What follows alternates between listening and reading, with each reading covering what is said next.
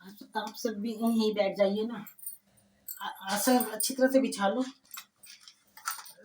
थोड़ा थोड़ा हाथ में, कहानी से पहले थोड़े थोड़े हाथ में चावल ले लो।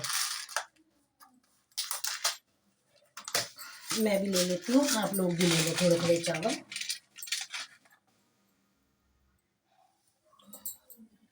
ओम नमो ओम नमो नमो ओम नमो नमो।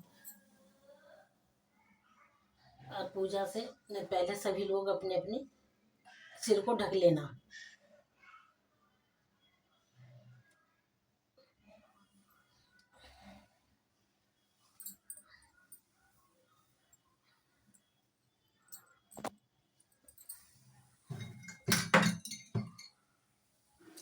ओम नमो भगवते वासुदेवाय। ओम हर हर महादेव की जय। ओम हर हर महादेव की जय। हर हर महादेव की जय। ये तो आप सभी जानते हैं कि आज आखिरी सोमवार है, तो सब अपना यानी कि मन से ढंग से पूजा करना है। तो सबने चावल ले लिया आप लोगों ने? ठीक है।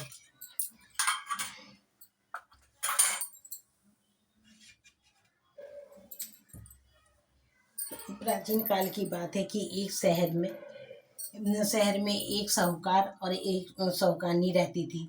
तो जो है वे बहुत ही धर्म के वो थे, प्राण यानी कि धर्म में बहुत उनका मन लगता था। शिव शंकर भगवान के उनके ये इष्ट देवता थे। उनकी वे आराधना करते थे और भगवान का पूजन पाठ करते थे। और जो भी उनके पास धन था उसे अधिकतर वे धर्म के काम में लगाते थे, जिससे कि नगर में चारों तरफ साहूकार की प्रशंसा होती थी।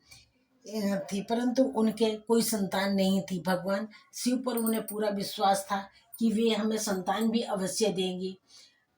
कुछ वो सालों के उपरांत उनके भगवान ने एक सुंदर पुत्र दिया। पुत्र धीरे धीरे साहूकार ने पुत्र को पाकर बहुत खुश हुए और नगर में उन्होंने बहुत धन दान किया, गरीबों में धन दान किया, कुएं तालाब पावड़ी बनवाई।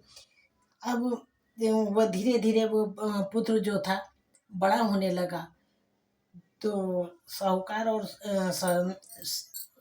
ने और सेठानी ने उसे गुरुकुल पढ़ने के लिए भेज दिया। अब गुरुकुल पहुंचा तो आए, पर ना तो इधर साहूकार का मन लग रहा था ना साहूकारनी का मन लग रहा था। उधर वो बच्चा भी उदास सा रहने लगा था, परंतु पढ़ाई भी बहुत जरूरी थी। इस कारण अपना दोनों ने मन को समझाकर अपने अपने काम में लग गए। जब बच्चे से भी मिलने गए, कुछ साल के महीनों के बाद बच्चे से जब मिलने गए, तो जो है बच्चा उन्हें देखकर रोने लगा और अपनी माता से कहने लगा कि माँ, मैं तो आप लोगों के साथ जाऊंगा। अब माँ का दिल कोमल होता है, वह एकदम से पसीज गया और अपने पति से कहने लगी कि हमारे पास तो इतना धन दौलत है, तो हम अपने यानी कि हमारे साथ पीढ़ी भी बैठकर खाएंगी तो खत्म नहीं होने का। तो हम तो अपने पुत्र को यहाँ नहीं छोड़ते, हम तो अपने पुत्र को साथ ले जाएंगे। साहूकार की एक न चली और वे दोनों उसे बच्चे को लेकर अपने नगर को लौट आए। अब बच्चा जो है धीरे धीरे पढ़ाई से उसका बिल्कुल मन हट गया। साहूकार उसे अपने दुकान का या अपने जो भी बिजनेस था उससे समझाता, पर वो उसका तो बिजनेस में मन ही नहीं लग रहा था। उसका तो खेल कूद में ज़्यादा मन था। उसकी माता भी कहने लगी अभी तो ये बहुत छोटा है, अभी इसकी कहाँ उम्र है बिजनेस संभालने की, ये काम तो भी आपका ही है। अब साहूकार क्या कहता है, बेचारा अपना मन में सोच के अपना काम में लग गया। धीरे धीरे वो लड़का गलत संगत में पड़ गया। अब गलत संगत में जब वो पड़ गया तो साहूकार को और साहूकारनी को दोनों को बहुत चिंता सताने लगी कि अब इसका क्या होगा। तो भी जब चिंता में बैठे थे तो किसी ने आकर उनसे बताया कि पास के नगर में एक पंडित जी आए हुए हैं। वे हाथों की रेखा और माथे की रेखा पढ़ के बता देते हैं कि इसके नसीब में आगे क्या होना है, भविष्य में क्या होना है।